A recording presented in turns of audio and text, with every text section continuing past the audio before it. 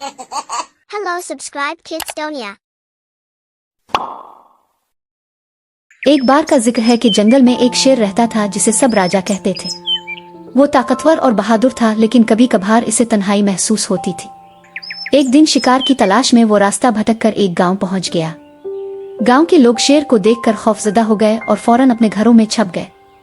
राजा हैरान था कि लोग इससे इतना डर क्यों रहे हैं। वो थक चुका था और भूखा भी था।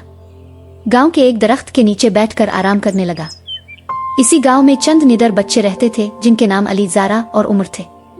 जब उन्होंने देखा कि शेर गांव में आया है लेकिन किसी को नुकसान नहीं पहुंचा रहा, तो उन्होंने फैसला किया कि वो शेर से बात करेंगे। अली ने हिम्मत करके शेर के करीब जाकर पूछा, राजा आप यहाँ क्यों आए हैं? शेर ने अफसरदगी से जवाब दिया, मैं शिकार के लिए निकला था लेकिन रास्ता भूल गया हूँ और बहुत भूखा हूँ। ज़ारा फौरन घर गई और कुछ खाने का सामान ले आई। उमर ने पानी का बंदोबस्त किया।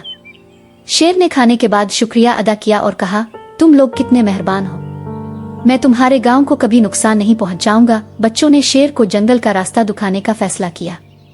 वो सब मिलकर राजा के साथ चलने लगे। रास्ते में शेर ने उन बच्चों को जंगल के बारे में दिलचस्प कहानियां सुनाईं और अपने दोस्तों से मिलवाया। जब वो जंगल पहुंचे तो शेर ने कहा, तुम सब मेरे बेहतरीन दोस्त हो, अगर तुम कभी जंगल आओगे तो मैं तुम्हारी हिफाजत करूंगा। बच्चे खुशी खुशी गांव वापस आ गए और सबको शेर की मेहरबानी के बारे में बताया। इखलाकी सबक, प्यारे बच्चों, हिम्मत और रहमदिली खौफ को खत्म कर सकती है और दोस्ती किसी को भी बदल सकती है। Subscribe Kidstonia.